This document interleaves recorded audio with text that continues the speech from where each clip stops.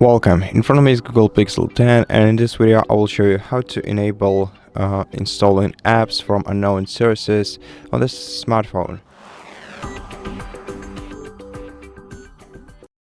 So to do that, you're gonna have to open the settings, then in settings go to apps menu, scroll down to special app access, then go to the install unknown apps and select which applications should be able to install unknown apps. So for example, if you select Google Chrome, then switch this toggle to the right, this will let Google Chrome install apps from unknown sources.